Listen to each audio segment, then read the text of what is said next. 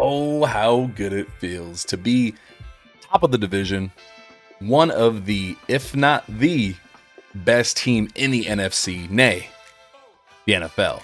Dare I say the Rams might be the best team in the league right now after a Week 11 defensive showcase by the Los Angeles Rams over the Seattle Seahawks here in what was a gloomy, ugly, Seattle weather-looking SoFi Stadium. Our weekly ALL-22 episode, we're focusing on that defense. They are deserving of it. We got to take a second look. Emmanuel Forbes, Kinchens, having phenomenal games, getting the flowers they deserve. I want to take a deeper dive and look at how these players made the plays that they made. All that right after this sound of the game. The Seahawks will go as far as Jason Myers' leg can take him. From 61, does he have enough? It is wide right, and the Rams hang on. Oh man, seriously, feels good, feels great. I feel like I'm finally recovered from the game. We were in attendance at SoFi, and for anyone keeping track, yes, we are 5-0 when attending Rams games. So we're going to keep that train rolling. Yes, we are going to the Tampa Bay game for Sunday Night Football. If you were not there, I can't put into words how incredible that atmosphere was. It felt like a playoff game. Everyone was there for just to be as loud as humanly possible. Oh my God, I can't. Up until the final moment when the field goal was missed, crowd erupted. Highlight moments, every interception was loud as hell. Touchdowns were loud as hell. The first Cooper Kupp reception, it wasn't just Seahawks fans that yelled Coop. It was everyone in attendance. Everyone there gave a honorary Coop yell when he made the catch. Really cool, really heartwarming. Some other things that happened during Sunday at the tailgate, super cool. We talked about it on the morning show, but I want to give a shout out to Chris, World Tour Rams. They know the Kupp family from years of tailgating. On their first visit back to Los Angeles as first-time opponents to the Rams, the Kupp family, Cooper Kupp's parents, visited Chris at the tailgate, bringing him a signed Cooper Kupp jersey. Just incredible viewing of humanity and friendship and just really cool shit, honestly. So shout out to Chris, shout out to the Kupp family. Yeah, just really cool stuff. Wanted to shout that out a little bit. Let's take care of some news and updates. There's a lot of stuff that happened today. I'm calling it the Black Wednesday of the Rams 2025 season because there's a shit ton of injuries. 3 starters go to the injured reserve. But first, if you guys have not, let's just get the crap out of the way. Hit subscribe, follow, share this video, something. It helps us immensely. We recently reached 1,000 followers. We still got a giveaway coming. So yeah, thank you everybody if you have not already. And if you have, I love you all. Now the first update. All unfortunate stuff going to be happening here. 3 starters go to injured reserve. You guys have seen it already. We've got Tyler Higbee, the tight end, right tackle Rob Havenstein, and DB, one of our favorites, Quinton Lake, all moved to IR. Quinton had successful surgery on a dislocated elbow. We reached out via DM. He's in high spirits. What did he say? God gives his toughest battles to his best soldiers, something along those lines. And we know, just knowing Quinton from afar, you guys see him on the field. He's a little bit of an Iron Man. Hasn't missed a game since 2023. Last year, week 18, he sat out along with other starters. But if he is physically capable of being on the field, he's going to try to be out there. So the good news of these 3 players that have moved to injured reserve, all 3 are designated to potentially return. Between Higbee and Havenstein, they should be back after 4 weeks. We'll see, but at some point in the season, we should see them before playoffs start. Quinton is going to be a playoff return. He's not coming back for the regular season. So that means you're going to have Tank McCullough, Josh Wallace, maybe McCreary that they just brought in a few weeks ago. Maybe they change up the personnel a little bit to use linebackers more than DBs. We don't know. We trust Chris Shula. We've seen what he can do the last few seasons. Last year, he made a few changes that turned the defensive corner around week 7, week 8. This is going to be something similar. You're losing your defensive captain. Other guys have got to step up, but it isn't just, hey, Jalen McCullough, you got to play better, because you can't just replace a Quinton Lake. That's leadership, that's communication, that's comfortability with everybody, that they're gelling and getting together. Now, someone else has got to come in there. Coaching has to change up a little bit. So I got faith that they can do it. Give them a little time. That's a huge piece they're missing. As far as the offensive side of the ball, Warren McClendon is going to come in at right tackle. Really have a lot of confidence in him. He played well in 3 games when Big Rob already missed a bunch of games. He played well. Tyler Higbee, he's out, but they've got like 18 tight ends. So we're going to see a lot more Parkinson, a lot more Allen, a lot more Ferguson, hopefully. I do think they still run a lot of 13 personnel, which we've looked at extensively here on the podcast. So I think they're going to be okay. I don't think it's as brutal as it appears, just that shock of having 3 players go to IR. Fortunately, I do believe that the Rams are built for this. Not to use a pun based on a motto that they were using last season. I truly do think they're built for this. My motto that I'm using right now, not just for this team, but for the fan base, 2 words. Don't flinch. Because this team's not going to flinch. Come back from 4-5, 3-6 records to make the playoffs the last 2 seasons. Right now they're 8-2. They're going to go through some adversity. It's going to suck at some points, maybe on some drives, maybe some quarters. But I do think they're going to keep the winning streak going. I do think they can quite literally win out the rest of their season and potentially be the number 1 seed. I wrote about it tonight. Check out the Substack. Link is in the description below. Kind of a hopium piece, but just looking at past shit they've dealt with compared to this and the leadership and outlook. So give it a look. A fun piece that I wrote on our Substack. And in other news, Ethan Evans did win Special Teams Player of the Week, deservedly. I can't talk enough about this punt. If Ethan Evans does not punt that ball as perfectly as he did to be out at the half-inch line, the 1-yard line, when quite literally it should be at the 1 millimeter line, Seahawks potentially win that game. Mind you, they drove down the field somewhat to put themselves in position for, a 59 or 60-yard attempt. If that ball goes into the end zone on the punt for a touchback, if he punts it out at the 10 or even the 5, that's a few extra yards that Seahawks offense gets, and they were able to move the ball on that drive. If they're able to get 3, 4, 5, 10, hell, maybe even 20 yards closer for a field goal, they possibly make it. Rams possibly lose. We're sitting here upset over a 7-3 record over, damn, if only we scored one more time. But that is the difference a punter can make. Shout out to Ethan Evans. Damn, the aura that man had. He is part of that defense, I would say. Flipping field position like that to help win the game at the end. Punt of the year. Bravo. Bravo, Ethan. The upcoming rest of the schedule, we got Tampa Bay, Sunday Night Football. We're going to be there. Look out for details on social media for hanging out the tailgate, details like that. And it doesn't get easier from there. You got the Detroit Lions coming up at some point. The easiest games, quote unquote, our non-divisional games are going to be Atlanta and Carolina. They still have on a schedule. They still got to play the Cardinals twice, and they still got to go to Seattle.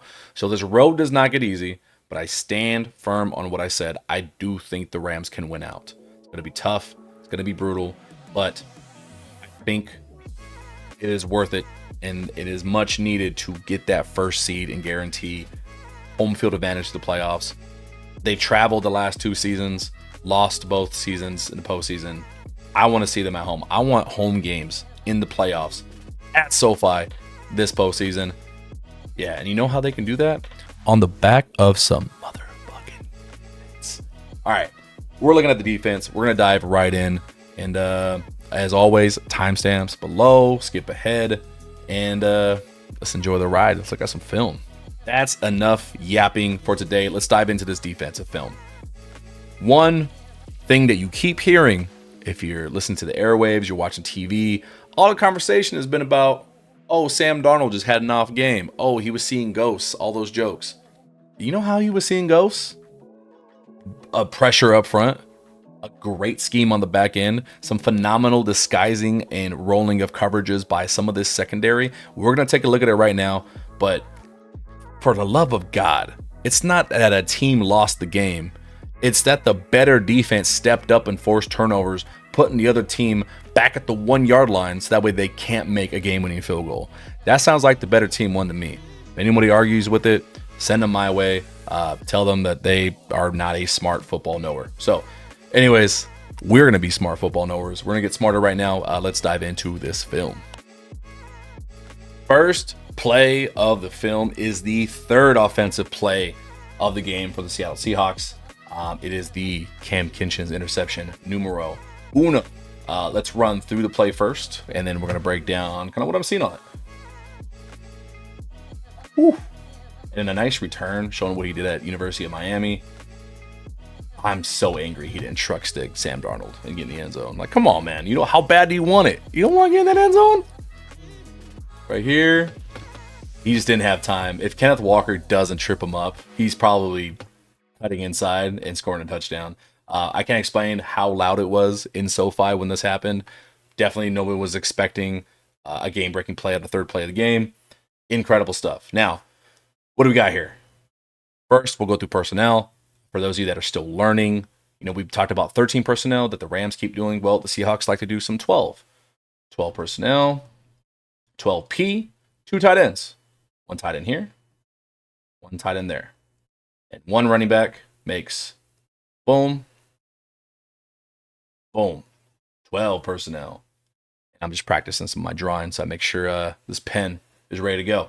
All right, Rams. They get this look showing, hey, we don't know who's going to be rushing. Up in the gaps for the run. We've got press out here, and you got 2 safeties. So, you know, to the uneducated eye, this may look like a cover 2. Maybe a cover 3 rolling down. Right? Rams do like to run a lot of zone. Off the rip, what do we get? We see both these guys trailing their man. Backs turn to the quarterback, so it's probably man. Safeties are rotating. Safety, safety. I think what happens here, I think Sam Darnold expects a cover 3. I think he's expecting some sort of fire zone.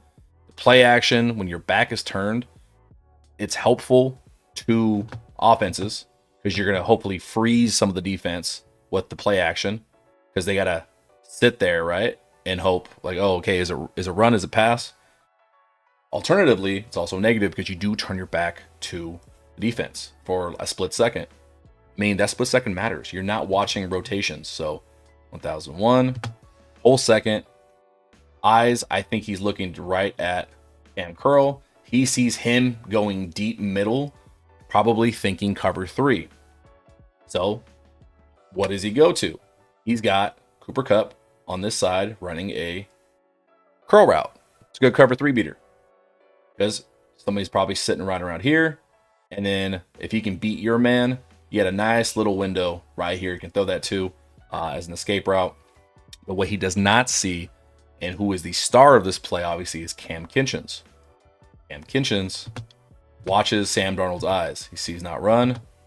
He's watching his eyes. Not once does Sam Darnold look to this side of the field. So why would he sit back over here? Why would he play with this whole half of the field at all? He's going to start rotating down this way, right? He's going to try to make a play something. He's watching. He's watching. He gets a little bit of pressure. The reason why Sam Darnold throws this, timing-wise, he's getting a defender right in his face right here. Now he's got to step back, try to not take a sack. Hey, cover 3, there's absolutely no one here. But because he thought it was zone, maybe he thinks it's a busted zone because there's nobody underneath, he's going to trust Cooper Kupp to beat his man here, even if it is tight coverage. But shout out to Kobe Durant. Because look at it. Look at this. Even if Cam Kinchens doesn't pick this is a contested catch. Probably, I mean, I'd say it's a 50-50 ball. It might be a PBU. But never once sees Cam Kinchens. Now, let's just focus on Cam again this whole time. Just watches him. Perfect. Textbook baiting on cover 1. Now, sorry if I skipped that over. Cover 1 is man across the board. So you got man, man, man, and man. We'll go even more layman's terms. Man coverage is just, it's mano a mano. It's me and you. I'm following you wherever you go. Alternatively, you still have zone help on the back end. That's what Cam Curl does. He goes deep middle, and you have another defender play like directly in the middle, about the 5 to 10 yard mark right here. Never sees him. But Cam Kinchens just trusts himself, rolls down, Boom. I love it. Let's look at end zone cam really quickly. Let's just see what it looks like from Sam Darnold's point of view here. Play action. Easy. Easy, easy, easy. And shout out to Tyler Davis, man. You know, this is not seeing ghosts. This is, we're going to combat that narrative of like, Sam Darnold just had an off day. Off days get forced upon you. This is forceful seeing of ghosts. I believe this is Tyler Davis right here on 55, the center. Just walks him back into Sam Darnold's lap. He can't step up this way because he's got Byron Young firing down here. Has to step over. Doesn't trust he can get out of the pocket. Tries to keep everything on rhythm, on time. Throws the ball and doesn't see Cam Kinchens. That's your play number one. That's interception number one. God damn, what a play, man. What a play. All right, folks, play number two. It's actually a positive for the Seahawks because I want to emphasize the fact JSN did get a lot of yards. JSN is playing like the best wide receiver in the league right now. Although Forbes played well against him, the rest of the defense had some trouble containing him, and this is something they're going to see again next time that they play Seattle. What were they doing, though? So remember we talked about Seattle likes to do 12 personnel. They like to do some of this crap with play action, just like us Rams do. Here's a completion over the middle. Takes it, gets a little bit of yak, 13 yards for JSN. What happened on this play? So let's break it down. We're going to get a cover 3 look. This is technically 12 personnel, but I guess it's 21 because 40 here is a fullback or counts as a running back. So 12 is, remember, the 2 is 2 tight ends. That first number talks about the backfield. So this is 21 personnel, 2 running backs. Kenneth Walker here, and technically a fullback. Visually, it looks the same. This is more for just personnel purposes and just for us to get, smarter with football. Rams, well, first, Seahawks, they're going to run a play action. It's like a counter boot. You're going to get some pulling guys here. You're going to get a lot of mess up front, giving Sam Darnold as much time as possible. We see the Rams do this a lot. Where Stafford's sitting back there for like 5 seconds. Cooper Kupp's going to run lazy corner. Jackson Smith and Jigba is the target here. He's going to be running a slow timed drag route, and you're going to have one guy leak out eventually into the flat here. That's your concept. Easy, flood the zones. Rams do revert back to cover 3. And Curl is deep third. Right there. Kobe Durant's kind of watching, kind of deep third this way. You got zone guy. And Forbes is going to stick with Kupp, but he is looking like cover 3. The problem child here, problem, was Quentin Lake on the play. But this play is designed to mess with cover 3. It's mess with zones. Because as you watch this, JSN is going to work his way across the middle. His job is just to kind of find the zone. There's like 3 spots he can sit. He can sit early, between, or keep going after. I'll show you what I mean. Action. If, let's say, for whatever reason, Nate Landman like blitzed or is sitting right here, JSN can literally put the brakes on and just pause right here. But he's reading the linebackers. He's getting to his zone. He sees Quentin Lake sitting deep right here.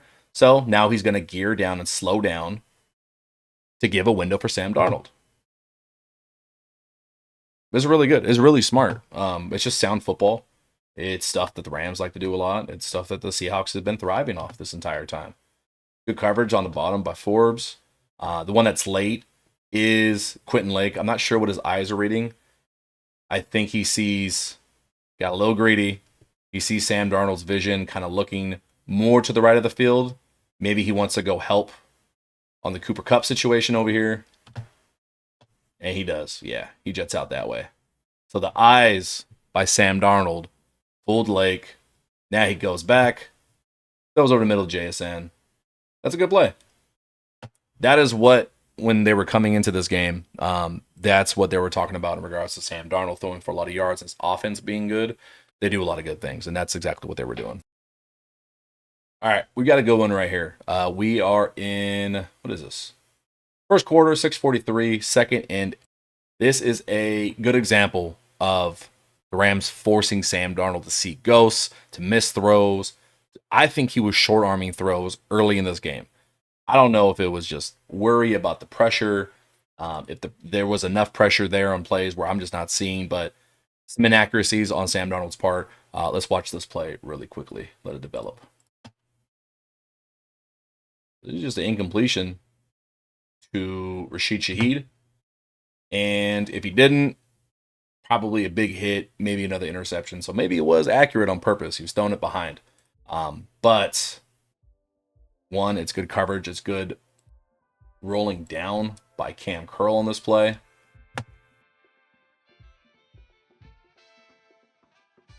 Boom. Recognizes, reads Sam Darnold's eyes, breaks on the ball. Oof. Yeah, if that's thrown in front right here, he's meeting Mr. Cam Curl. Bam, bam. Yeah, that's messy. But why did that happen? One of two reasons. I think he placed it there on purpose, or was he influenced by a little bit of the rush? Because you got a lot about this coming on. Watch Braden Fisk right here in the middle. He's going to flash late. I'll pause it right before the snap. All right. You're going to get a stunt. Remember, stunts are crissy crossies, anything that's just not straight through your gap. He's not just going straight here. He's not just going straight here.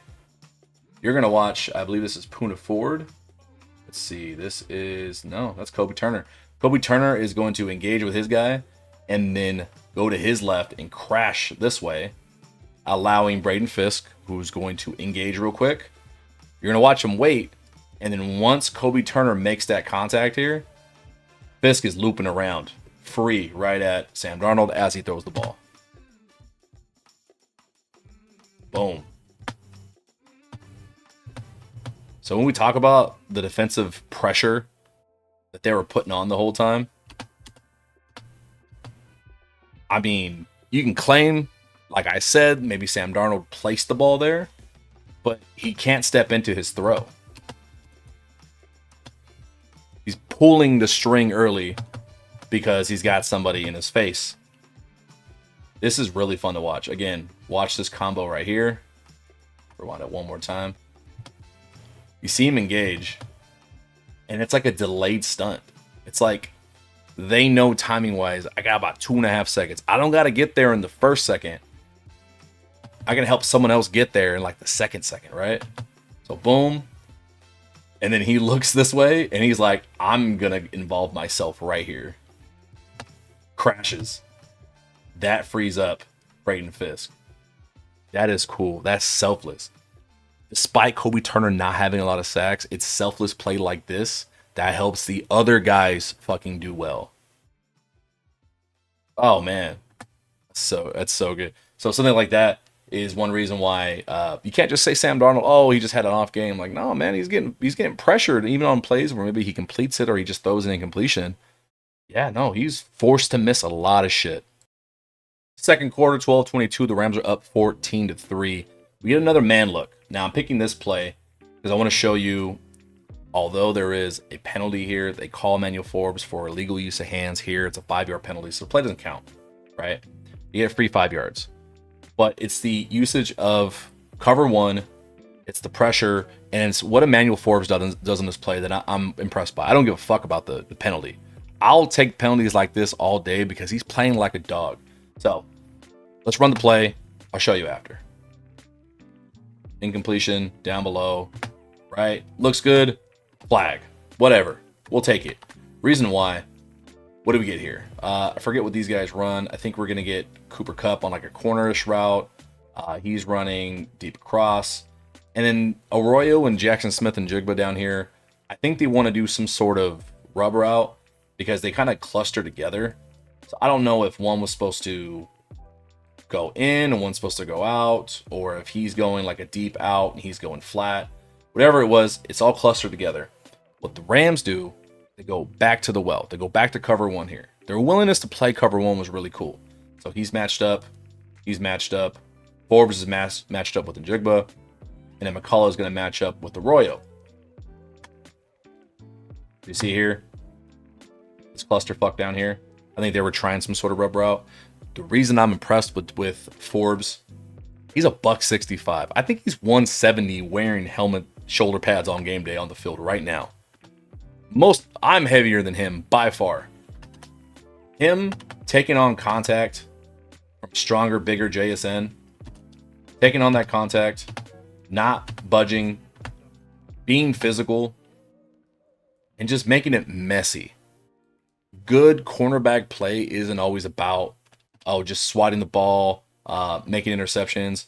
You do a lot of dirty work. Like, it gets messy, and your willingness to get messy down here in your trenches on the side of the field, like that's what you want. Like, we'll take that all day. Now, the reason why the ball comes out way earlier than these guys are ready for, you're getting a blitz here. So remember I said they're running cover one again. So one of these safeties is going to be kind of hovering over the middle. Him down here is going to be going deep. Same as before, right? But this time, they're blitzing 5. They blitzed 4 last time. He's going. Lamon's crashing. Turner, inverse. Lamon almost gets home here. Here's Lamon. He almost gets home. Oh. Him just existing in his space. He wants to go to that side of the field. He wants to go to JSN and where Arroyo is. It's muddled up. Nothing's open yet. But because Lamon blitzed and he's almost getting home, he's got to get rid of it. They get bailed out with the penalty, hands to the face, whatever. But this is still a good play. This is still a positive by the defense. And again, forcibly making Sam Darnold miss passes. Not just a bad day. They're forcing the hand. Speaking of which, next play, going back to the first quarter, I'm going back to Emmanuel Forbes. This is one of my favorite plays of the day. It's a little underrated. Not everyone saw it. It was kind of hit and miss if you were there at the game. Emmanuel Forbes, once again, baby. Oof. Let's run the play. Let's see if you get excited about what I get excited about. Play action. It's a pass.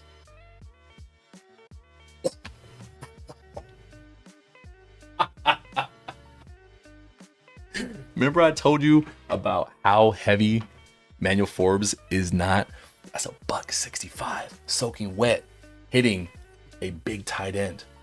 A big tight end. Dude. Oh. Laid him out. We'll break down the play and we'll watch that again. Good coverage by the Rams, forcing them just to throw underneath. Nothing's there. What the Rams do, they go back to a cover 3. So this can get a little bit messy. This is, I think, what was giving Sam Darnold a lot of trouble. Is it man? Is it zone? The 3 looks the same. Now you got guys at the line who's pressuring. Just a really standard cover 3 here. Forbes is kind of got he does have deep third. Cam, deep third. Williams, deep third. It's going to look a little different because they're kind of rotating in this way just to match what Sam Darnold's doing, because there's not a lot of action down here on this side. So rather than just covering empty space, they're going to start just gravitating that way. Underneath, you got melody of guys trying to get to the flats, trying to cover middle, covering middle here, and somewhat out here. Boom. Motion. There's a play action. And good coverage across the board, man. Nothing's open. You got streak route up top. He's going over the middle. He's going over as well. So kind of a flood concept again. And he's going to go in the flat. Just nothing's open, man. And then boom. Daniel Forbes. Willingness to get messy. How does he get there? He's carving his third. He's using the boundary. Really good job pushing him out of bounds there. He reads Sam Darnold's arm. Now, where he might get in trouble, you see the second Sam Darnold's arm goes back, he's looking this direction. Emmanuel Forbes plants his foot in the dirt. So I'll pause it again up here. Looks this way. Arm moves, foot's planted, he's driving. Where he can get in trouble, because someone's going to see this on film. All right, number one's getting aggressive. We can hit a pump fake, and you still got this guy running down here. That can get you in trouble. You're really hoping that he's playing smart. This play is the right move. Crashes down. Now, when you're a corner, you know, do you go for the soft tackle? This shows the kind of mentality they're instilling on the defense, man. A willingness just to get dirty, get in there. He knows he's got help, but fuck it, I'm taking this guy on. Gives a little shoulder wag there. I love it. Love it, man. Let's look at the end zone cam. See if we can see the hit a little bit better. Action.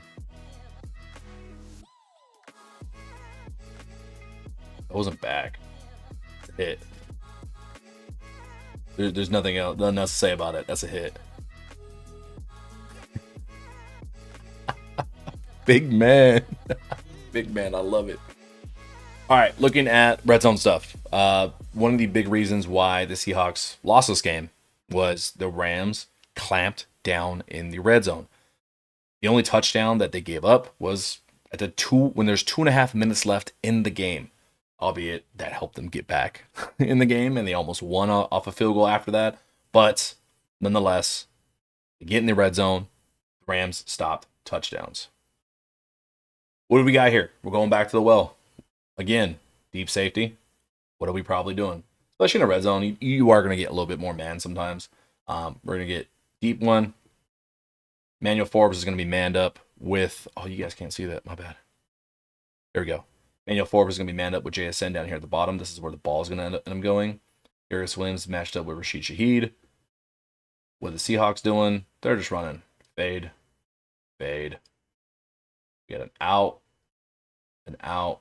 And then we've got one right down the middle. Right? Here we go. Great play. So what I like about Emmanuel Forbes' man coverage of this game is exactly this. Is his willingness to not be 165 pounds, get up in his grill at the point of contact, get his head around. He's looking. It happened very quick, but I'm very impressed by that. Very often, do young DBs play man, get so fixated looking at their guy, never get their head around. Right here, just situational football, knowing, all right, this guy is running a fade. There's only so much room you can get.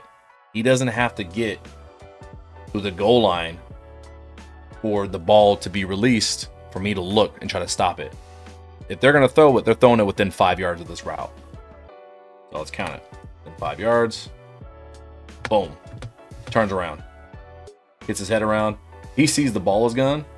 Maybe he doesn't see the ball thrown. Maybe he doesn't see the ball itself. But he sees, looks like the ball's thrown. You can tell context clue. Sam Darnold is out ball. Gets his head back around. Puts the hand up. Just to get in the way. No penalty. You can't play man coverage better than that. You can't play man coverage better than that. Very, very good. We'll jump to the next play because that's quick. That's all I got. Great job, Manuel. The very next play. We've got, this is 3rd and 8. They're going to hold here. I'm going to run the play just because there's a lot of shit happening here, and I'm going to try to break it down, but let's just watch the result first. Here we go. Scrambles out. No one's open. And ultimately, you get a throwaway through the back of the end zone. That's a red zone stand inside the 10. Where are they at? At the 12. Inside the 15. I almost lied to you. All right. What do the Rams do here? I'm not going to lie. This zone was kind of funky. Albeit, we've got trips down here, so bunch rules, stuff gets a little bit shifted.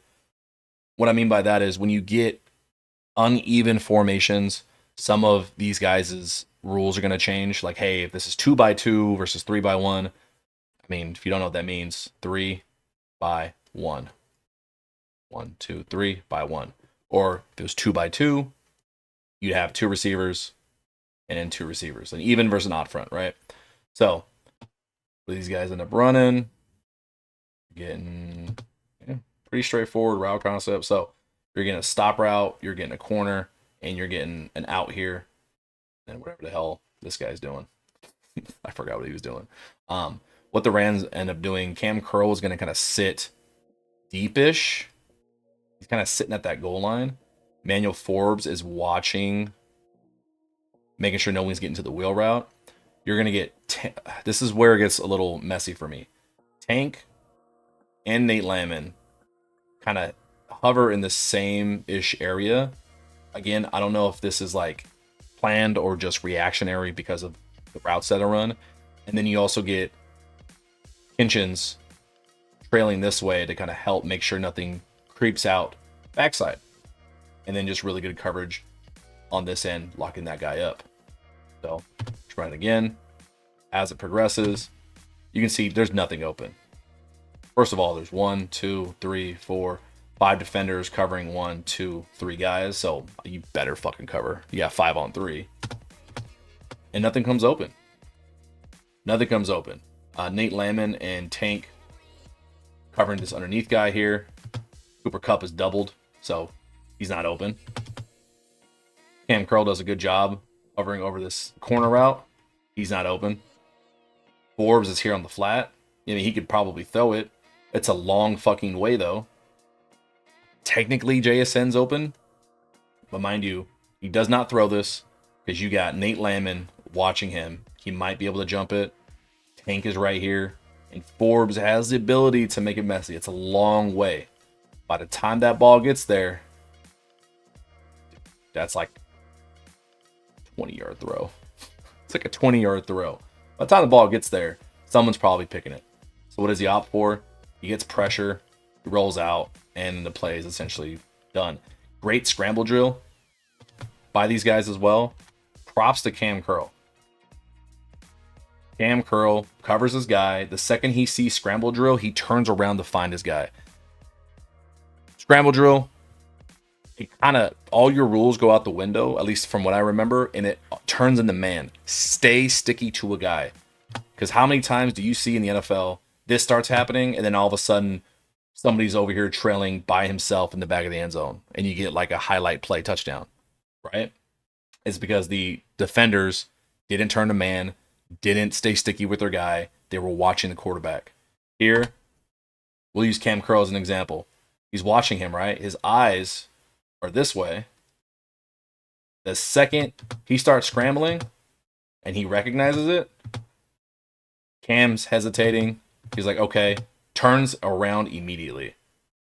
Find my guy. I'm not losing him. Great coverage. Great job by him. What do the other guys do? I think they stay sticky as well.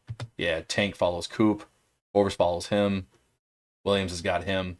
There's no one open. Even Quentin Lake, once he sees a scramble drill, he starts scooting down here to pick up the running back. And then let's look at the end zone real quick. I know we're spending a lot of time on this play, but it's just an overall good play, man. Kobe Turner is so strong. That's where the pressure comes from. Kobe Turner is going to work his way through the left tackle and almost body him into Sam Darnold here. Kobe Turner has got to be one of the best at setting up his other rushers to get free. Byron Young doesn't really come free here. Greg Zabel does a great job picking it up. Great job by the rookie. He sees it, boom, takes him, recognizes the cross, spins back around and picks up Byron Young. Look at this. That's good work. That's a great rookie. I hope he's not hurt because that's going to be a great player for a while. Yeah, he scrambles out. The second he sees this right here, that's why he scrambles out.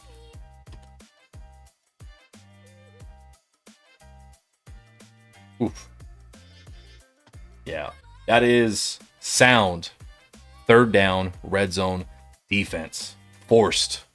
Phenomenal. And in like fashion, you guys know every week, we cover some bad plays because we're not biased here. We want to get better. Here we are in the second quarter, 5:43 on the clock, 2nd and 8. This play, even though it is a deep shot, it's a 28-yard gain to Jackson Smith and Jigba. This is kind of how they even got any shots past. I think Sam Darnold averaged 6.5 yards per completion. even their deep stuff was quick. Like, they don't want to hold the ball fast at all. Seems to be the recipe against this Rams defense. What we're going to get here, down here at the bottom, Jackson Smith-Njigba is going to catch the ball. He's just running a go route. And on this one, oh, you guys can't see. My bad. Down the bottom. This is cover 3, I think, by the Rams. You got a mismatch because we have a 3-by-1 formation, 3-by-1. So this guy's playing off Kobe Durant. I think he's still got the. Is he going flat? I forgot. I already forgot the play. Let's see. He's going deep. Okay. Now I remember. So Darius Williams' job here. He's got deep third. Jackson Smith-Njigba is going deep. That's your man. Pretty straightforward. The unfortunate part is JSN is just better. Best receiver playing right now. Showed it. Gets to the bottom. Low hand fighting. And this is where I say, like, hey, man, Forbes wasn't, there's a lot of PI people or Seahawks fans are crying for. No. This stuff was allowed all game. JSN gets away with a little push off there. You can see right here. They're holding hands. Gives a little push off. That's okay. It's physical. It's a physical game. Maybe got away with a little offensive pass interference. Again, both teams are going back and forth. You expect that. But just for coverage sake and film sake, the rest of these guys, you've got deep third. He's got deep third. He's going to rotate down. He's going to go to flat. And then these guys are kind of staying home somewhere in the middle. And again, name of the game is 1, 2, 3, throw the ball. They don't want to hold it. Rams with 4 can get pressure. They don't want to hold the ball. Get rid of it. It's a great throw. And even better potential push off by JSN. But yeah, just got to show that Rams can get in trouble one-on-one. You're gonna lose. You're not gonna win every single contest. It's not a big deal. It happens. More red zone defense. This is where the Rams kept winning the game. This is right before halftime. 24 seconds. It's 2nd and 7. The Seahawks got down here, not just on that long Jackson Smith-Njigba pass, but you also got a lot of dinks and dunks. Throw the ball 4 yards. Try to pick up 2 or 3. They picked up a 4th down on this drive as well. Bend, but don't break. Plan is when you get down here in the red zone, you don't break. You don't let them in the red zone. You'll take 3s all day. You'll take interceptions all day. Just don't give them 7s, and you will win more games than not. That's exactly what they did. Down here, you're gonna get something kind of like what is this? You get a motion, play action. They're back in 12 personnel out of gun. You got 2 tight ends down here. Receiver going in motion. The play is gonna go to JSN up top. He's gonna run. Looks like a slant. Bam, pivot out. Kobe Durant's going to do a really good job breaking on him down here. What I think the Rams are doing, one, all these guys are going to crash down on play action. Kind of like a match. Like just kind of cover the goal line. I don't think it's man, but I can't tell what zone it is. So bear with me here. Kind of looks like I came in, cover deep, kind of watch your ass down here. And then these guys got some kind of zone, like most dangerous guy. And same here as well. As play develops, see what I'm talking about? These guys all crash. He's watching quarterback. That's Cam Kinchens up here, so he's watching QB. Cam Curl, who read run first, run read, realizes it's pass, breaks, jams his ass to get in front of the tight end because I showed you JSN's route, but you also got backside. You got backside crossing route, and you got a dig route, crossing route. You got running back going to try to chip here, and then you got your JSN route. Everyone does a good job here. Protect the paint. That's all you got to do, man. Protect that paint. Let's watch Kobe Durant's technique here, his footwork. Matches him. Kobe Durant's a really good athlete. Now, don't get cross-eyed. Watch as JSN taps his feet, stutter steps as he breaks. Kobe Durant matches them. They run like the same route. Their feet both tap at the same time. Watch this. Gets to the outside leverage. stops him short. Doesn't matter if he gets yards. It doesn't matter. This is a successful play for the defense. Keep him out of the red zone. It's going to be third down. They're at the 4. It's too far to run it. They're probably going to have to pass. And time is running out. So you're probably going to force a field goal. Because I'm right. On the very next play, we are going to get an incomplete pass. This is another failed red zone drive for the Seahawks. Success because they still get 3 points, I guess, in that regards. But failed as in not getting into the end zone. Not just the defensive pressure that Kobe Turner puts on in the front here, facing off against Gray Zabel, against the rookie, but it's a tight coverage. Again, bear with me. I apologize if I'm wrong on these coverages, but it's a little messy. What the Seahawks run is 18 is going to be running through the back of the end zone. He's trying to get open in the back. JSN runs another fade, and then he's going to play around in the back of the end zone trying to get open back there. Cooper Kupp running, boom, across, and then Anik Charbonnet ends up working himself out. The problem is the pressure that comes. So everything's going this way, right? Everything's going from left to right. Sam Darnold rolls left because of the pressure. You're going to watch Kobe Turner here in the middle. He's going against the rookie, 76. He's going to work his outside, go inside, and force Sam Darnold out of the pocket. Boom. Shoot. The reason why I'm confused on the coverage is because he's playing a zone, he's playing a zone, he's playing a zone. He looks like he might be playing zone, like matching. Josh Wallace sticks with 18. He sticks with him completely. Watch. Where he goes, he goes. He's playing man. His back is turned right here. He's following him everywhere he goes. Whereas everyone else is playing like a zone look, right? The last bit where Sam Darnold misses,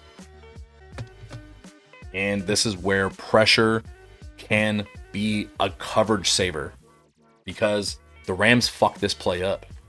Watch the late leaking tight end. This tight end right here is going to become open. Watch him the whole time this play. Blocks. That's a touchdown. That's a touchdown right here. But he is saved because of Kobe Turner. Watch the end zone cam, and then we'll get out of this play. Speed this up. So if we can try to watch two things at once, that about the time where this tight end does leak out and becomes open is about the time Turner beats his man and is about right here forcing Sam Darnold to roll out. Sam Darnold turns his back the moment this guy comes open, missing a potential touchdown. Right. He's looking that way. He does not see him yet because he's not fully released. Here comes Turner. Sam Darnold has now left that side of the field. So he may not have even seen him. I don't know what Sam Darnold's reading. I don't know his progression. Because here he is, and then he starts looking down center of the field again. Like he wants the back of the end zone. And then here is about where that tight end is sitting all the way wide open, where my face is covering on your screen. And now he's rolling out. And now the moment he's rolling out, like now you can see here, let me move my face for you guys. Oh no. You can see down here. Now everyone's gathered and caught up to the tight end at the bottom right of your screen. Right there. Because of the scrambling, it allowed everyone else time to gather and pick up the missing tight end. Sorry about the technical difficulties there. But yeah. I think that says a lot about the Rams defense is you got guys doing their job so well that if somebody else does fuck up, it's still impactful. So because the pressure was able to get home and they were relentless and he was able to force Sam Darnold out of the pocket, it covered up a mishap on the coverage. If I had to guess, I would guess it was probably Josh Wallace because he's in for Quentin Lake. Quentin Lake's already injured by this point in the game. They communicate Yeah. Let's see. I'll go back to the film. Right here, pre-snap, Josh Wallace is communicating with Kobe Durant. It's normal, but you play enough football, you can sometimes tell the difference between communicating and asking a question because you don't know what you're doing. Josh Wallace is asking him, hey, what I got? Yeah, that's a... What do I got right here?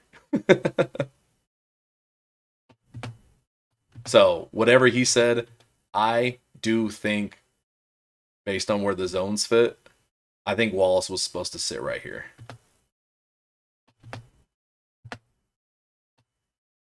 Because there's no one right here in the middle. And I think that's where he was supposed to go. So, yeah. Got a little lucky there. Or just really good pass rush. Second half. We're going to try to keep this video to an hour, I promise. Or maybe an hour 10. I don't know. Second half, we got more Emmanuel Forbes.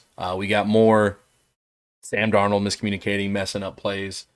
Let's run this play. They're going empty. What you're going to have on this play, you've got a go route here at the bottom, or at the top, sorry. JSN is going to be the intended receiver. He's running outside release fade on Emmanuel Forbes. This is not Darius Williams. You got a stick concept with this tight end, stick, trailing out. You've also got this guy going out as well. And then I think this is Kenneth Walker running a whip route here. Rams go with, I think it's, we might call it 2-man, where you've got 2 deep safeties. Everyone else is kind of manned up. Or it could be match, where it's like it is cover 2, but cover 2 match because of empty. There's no running back. Everyone's spread out like a wide receiver. Maybe the rules change. I don't know. Somebody who maybe has played DB or knows better than me, please tell me if I am absolutely fucking wrong. But right before the play snap, you're going to see Sam Darnold try to communicate with JSN. Maybe he's checking the play to something else. I don't know if he had a different route, but he tests Emmanuel Forbes deep. This is the first play coming out of the half. Emmanuel Forbes, great coverage. And then the ball ends up being behind. I think he wanted a back shoulder fade throw there, but I don't think it mattered. Gets his head around. So I'll try to dissect as best I can coverage and technique by a cornerback as best as you can see. This stupid bar thing is in the way. Anyways, what Emmanuel Forbes does really well, he stays on his hip. He keeps contact. He's not afraid of a bump and run. So boom, track him, staying on his inside hip, and then gets his head around again. Because he's athletic and he's fast enough, he's not worried about fixating on his guy, where he can get his head around. I challenge you. It is a big deal. Next time you're watching football, you see a replay, and someone's in man coverage and they get beat, see if he got his head around. Did he get his head back around? Did he get his hand up? Seems simple, but it's just hard as hell. Like, all right, cool. At this point, he's convinced he's running a go route. He's got his hand probably on his hip right there that we can't see. Gets his head around to see, sees the ball coming, never moves. He locked him up. I don't care that he miscommunicated. JSN didn't have a chance on that. That is great coverage by Emmanuel Forbes. That's why I think he got more of the JSN coverage in the second half. All right, let's get back to these interceptions, man. I'm tired of watching all the technical stuff. There we go. Sam Darnold gets back. Oof. The same looking interception that Kobe Durant had in the playoff game last year against the Vikings. Against Sam Darnold, it's the same look, but this one's caused a lot by Byron Young. Here we go. Man, that was Kobe Turner again that forced the stunt. Be insane. Okay, it wasn't. All right. Since the front is the one, like these stunts, right? Stunt, twist, whatever you want to call it. You're going to hear a lot of analysts call it like you got a text stunt, you got an ET stunt, a TE stunt, an NE stunt, whatever it is. All they're talking about is an E might be the edge, T is a tackle, like a defensive tackle down here. So they call it text, just stuff like that, right? Stunts are just twists, like mixing up stuff like that. Try to watch these guys at the front. They're only blitzing 4. And they somehow get through when they've got 6 to block. Oh my God. All right, let me try to slow this down one more time. All right. What ends up happening here? Nate Landman's getting out there. He's up at the line. He's showing pressure, but he's not blitzing. Byron Young is the one who's going to get the pressure. Braden Fisk is going to do a good job right here. He's going to make this really messy. Not only is he going to take his guy, but he's going to take out to the running back as well. So that way Byron Young can hover, and then cross over and get into Sam Darnold's face. Let's watch that left side. Here he goes. He's going to initiate contact and take it into 72 to free up Byron Young. Boom. Boom. If anything, I'm going to say that Anthony Bradford causes this interception more than anybody. Remember on a previous play when I hyped up the other guard for blocking, and then turning around and picking up the inside guy? This guard does not do that. This time, he travels, never turns around. Never comes back to block the inside. You're supposed to pass that off at one point, but he doesn't. Watch. Here, he takes Braden Fisk, stays with him the whole time. Stays with him. Here, the tackle recognizes, all right, they're trying to run a stunt. Let me pick up this guy. I'm assuming my guard's going to pick up this gap to pick up Byron Young. Never does. Stays with him. Bradford runs Fisk into his own guy. Byron Young is untouched, running free at Sam Bradford. Lights him up. Jesus Christ, what a hit. That shit sucks. I've been hit in JC. That shit sucked. I don't know about Byron Young, man. The stunt down here on the other side is equally impressive. Look at where Kobe Turner is starting. He's going to end up like on this side of the line. Dude. He rushes the outside. That's incredible. Yeah, I think the way this is set up is boom, bouncing it, just crossing a lot of guys' faces to make it messy, to just get out of the way for this two-man stunt to operate well. Josiah Stewart is going to crash hard in here. Maybe he was supposed to free up at some point in the middle too, but doesn't. Here we go. Boom. Yeah, just messy. Let's go back to the sideline to watch the coverage. What was the route? What the fuck happened here to Sam Darnold? Man, yeah. What the Rams end up doing here, pretty, like, not extraordinary. This is really just set up by the pressure.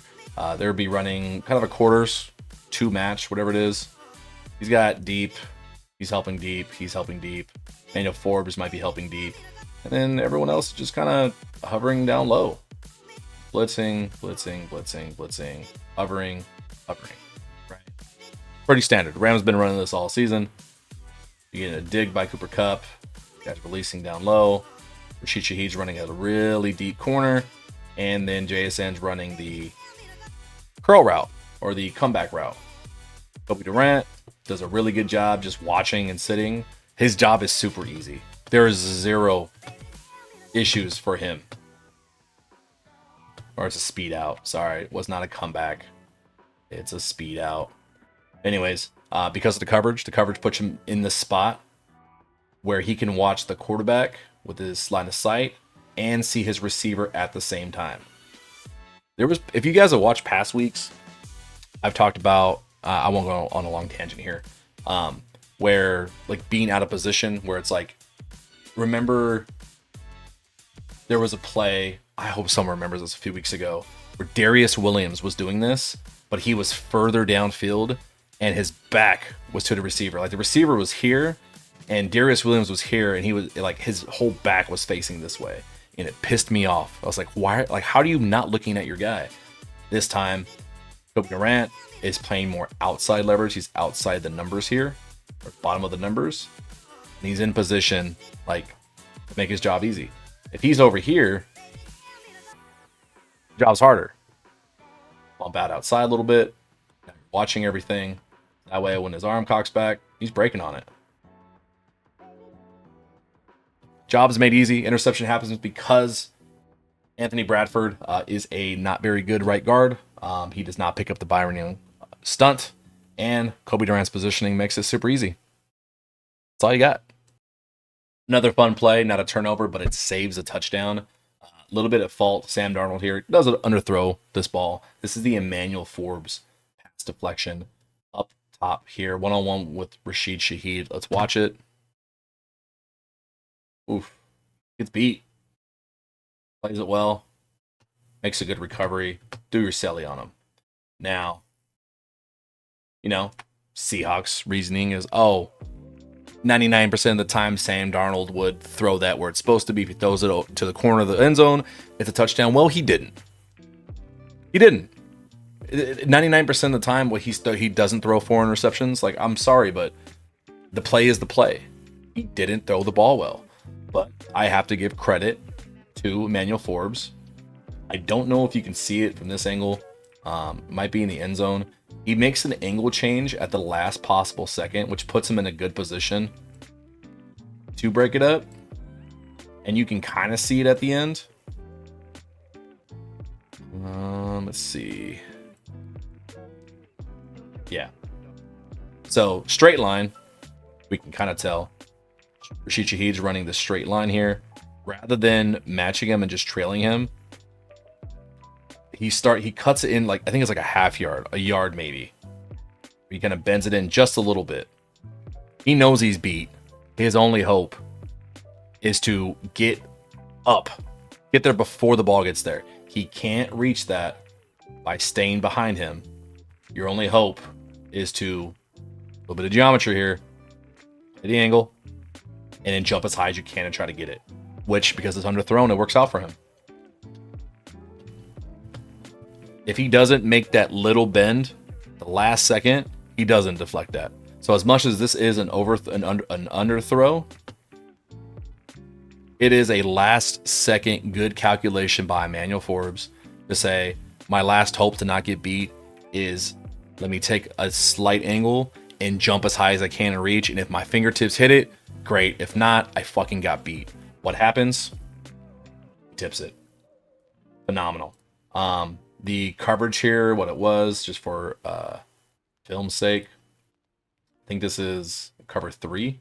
Cam Curl is going to roll this way. Kinchens is going to take this flat or cover Cooper Kupp here. Josh Wallace is going to trail with his guy. I think he's got deep, and then Forbes has got deep, and everyone else is just kind of hanging out underneath with everyone pressuring. The routes, Rashid Shaheed's on a go route, which still matches what the Seahawks were doing. Get rid of the ball quick. Get down in the red zone. They still don't want to get pressure. He's trailing off a little bit. He's got to stop. He's kind of just hanging out, honestly. One more time. Skip this. I don't want to watch the setup again. And I will say, it's minor. It's little. I think he pulled the string again. I don't know how to explain pulling the string. It's short arming it. It's like, imagine, like, literally you're holding onto a string and you pull it. When a quarterback's throwing the ball and he kind of like retracts quickly again because he doesn't want to get hit, or he's just, it's short arming. It's terminology for that. I think he does it here too. He gets a little bit of pressure on his right side from Byron Young, and I feel like he doesn't step into his throw fully. He doesn't step into it at all. Yeah, there's no, it's a full arm throw. Watch his platform. Watch his feet. Barely any hip rotation. All game long. I saw it from the very beginning at SoFi. The low pass to Rashid Shaheed, the play that looked like a touchdown to Kupp that was dirted in the ground. It was short. The interceptions. I don't know if it was really in his head seeing ghosts or if he was actually scared to get hit, but he was underthrowing a lot of balls, and that is influenced by the pressure. I'm sorry, like there's no other way around it. It's from the pressure. That right there, it's we talk about football as a game of inches. Like, it's true in every regard. If Byron Young doesn't get as much pressure here, if he just gets beat, like, all right, he's getting blocked. He's probably not getting to the quarterback. These motherfuckers know if I keep pressing, if I can just get near him to any quarterback, some good shit might happen. He keeps fighting through. The fact that he even gets within a yard of Sam Darnold here, like, look where his feet are. I don't know if you can really see this, but dude, this is a full arm throw. That's all it is. He tried muscling it out there with just the torque of his arm, didn't get into it at all. Yeah, that's on Sam Darnold, man. Feeling the pressure. Good job, Byron Young. Great job, Manuel Ford. All right, third quarter, 1:15. By the time this play happened, I'm like, once this play happened, the entire SoFi thought this game was going to be a runaway. Like, the Rams were about to just start dumping points on the board. Unfortunately, that did not happen. But great play by Cam Kinchens here. Let's go back to the sideline cam. This is Cam's second interception of the game. Let's check this out. Let's see what they were doing. So what is everyone doing on this play? The intended receiver, Elijah Arroyo. Mind you, this is a rookie. Now, that plays a vital role in this play. I'll talk about that near the end here. The top, Jason just running like kind of a lazy, doesn't really get open, go route. Rashid Shaheed at the bottom is running an out. This guy is kind of going over the middle. And Elijah Arroyo has right up the seam. Now, if I think in NFL ideas, no route is just a route. It's probably a choice route based on what the leverage is from the linebacker. Like, hey, how this guy ends up playing you. Maybe you keep it vertical. Or if he's, going to bail quickly as a defender, maybe you take it, you bend it more. Or it stops, or you get behind the linebacker. As the play develops, it's not what happens at all. You've got him in the flat. You got deep third, deep third, deep third. Everyone else is kind of playing underneath, staying with their man. Now, Spates ends up kind of manned up on the intended receiver. And if you're watching the NFL films, the sounds of the game that they posted earlier today, Aubrey Pleasant is hyping up the defense. And he's talking about if you rotate at the right time, they'll never see it coming, or that they won't know what's happening. And this is exactly what happens. This is a very unusual type of three, because normally cover three, traditionally, you see one safety in the middle, and then both corners go deep. Whereas this time, they're showing like maybe it's a six, maybe it is six, maybe it's a rotate to three. But he's got boom, boom, and boom. I'll take it back. I think I'm wrong. I think this is a cover six. I think it's quarter, half. I fucked up. Yeah, he's got flat. He's got this half of the field. He's got deep quarter. My bad. So let's run it. I'm wrong sometimes. Sorry, guys. All right. Here's the matchup right here. And then you're going to be able to watch Cam Kinchens watching the quarterback the whole time. Drops back. He sees, all right, with his vision, I'm assuming he thinks, all right, he's out of the play. All he's got is this guy. So if Sam Darnold winds up, what the fuck is he throwing to? Throwing over the middle, just staring at his guy. All right. Look at where this alignment is. He's not even open, but Sam Darnold's throwing it to him. Do you think that's happening just because, oh, it's a accident? It's just a bad day. Nah. That's getting your ass kicked majority of the day. That is getting pressured. That is being forced to see ghosts. Braden Fisk forces a lot of pressure here up the middle. Watch the pressure.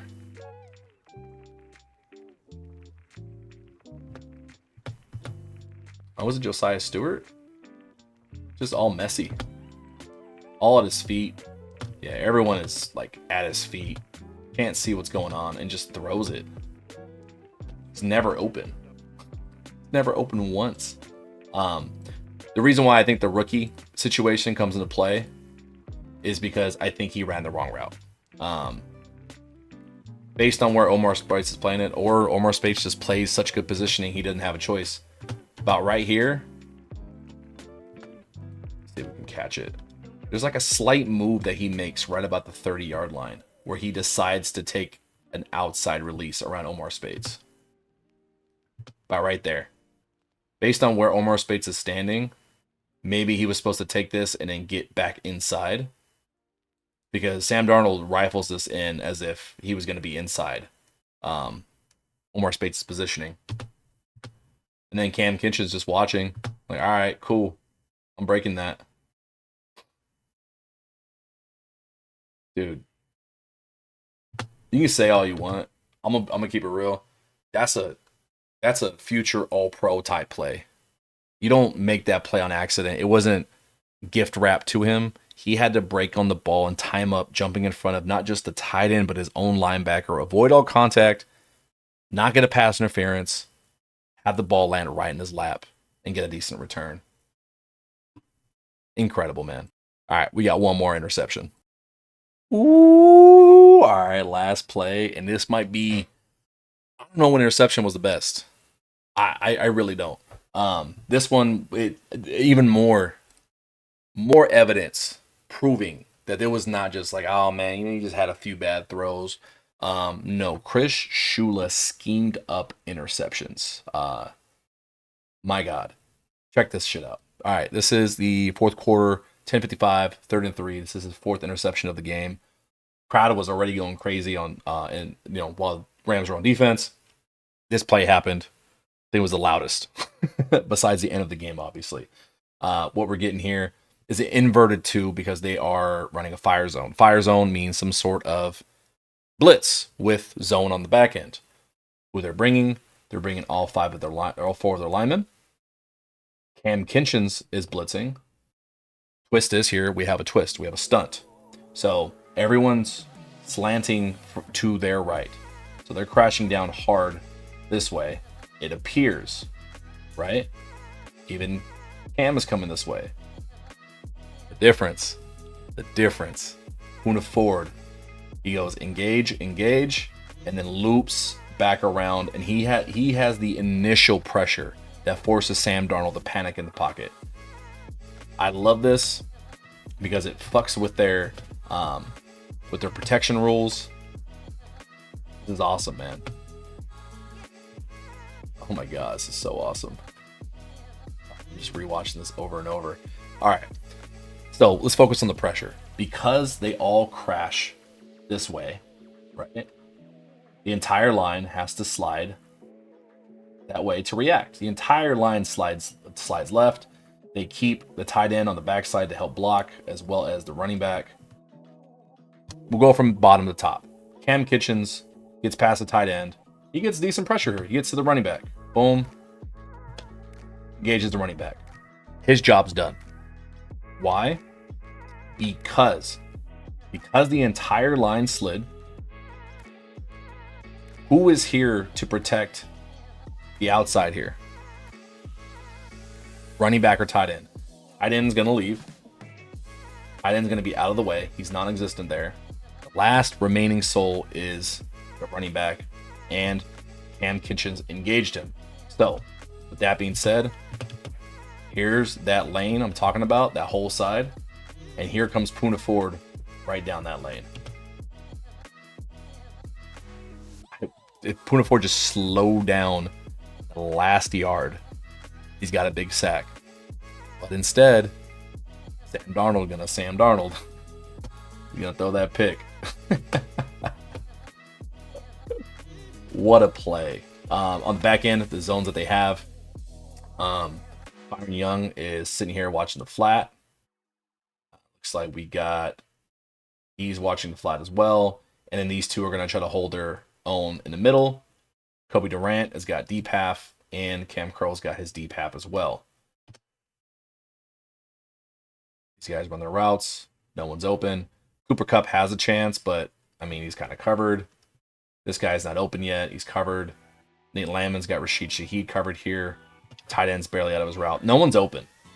Not only is there good pressure, there's no one for him to get rid of. And that, my biggest thing with Sam Darnold is I don't think they have a hot routes concept. I don't know what the fuck they're doing on offense when they get blitzed. It's just kind of hope your guy gets open. And then I'll recap it at the end there with my thoughts. He steps up in the pocket. Scramble drill. Remember? Find your man. Darius Williams finds his man. He's closest. Let me just get sticky on him. Sam Darnold, for some reason, throws it. And, yeah, he just has no idea his guy's even there. He gets locked in, laser focus. He's just trying to dump the ball at that point. Ay. Like, I'm, like, upset about how bad of a play this was by Sam Darnold and how good of a play the defense is. Now, watch this again. So, blueprint. Everyone crashes this way. And because of that, sliding this way. So much so that it just is a mess. It's a bugging mess all up in there. Especially from the center, right guard, and right tackle. And that's the plan. The whole goal, like, the selflessness of this defense is so cool. His job is I'm taking 1, 2, 3, and we're pushing it this way and making it messy as hell. We're just clearing out the way because our boy's coming through the back end here. Here we go. Garrett Verse ain't even looking at the quarterback. He's targeting here. He's not even looking at the quarterback. Make it messy, wall it off, just get in the way, and here comes Tuna forward. No chance. Pick.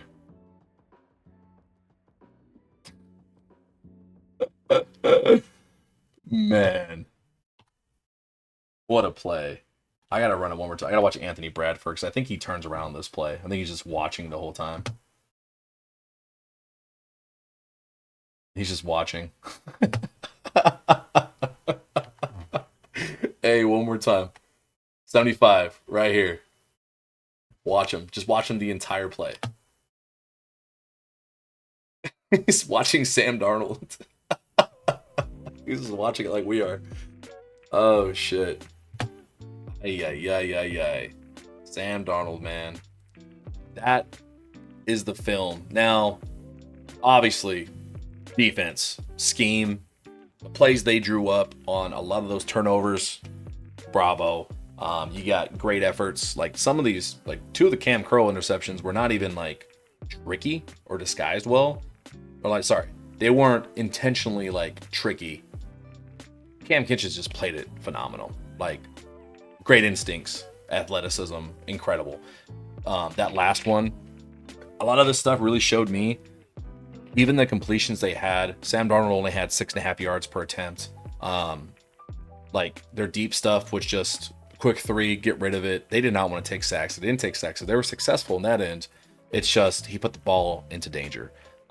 What that shows me, with the amount of pressure they were getting, there were some obvious blitzes, and you didn't really see the same kind of hot routes, the same kind of changes that we're used to seeing like Matthew Stafford do. Obviously, there's a huge difference there.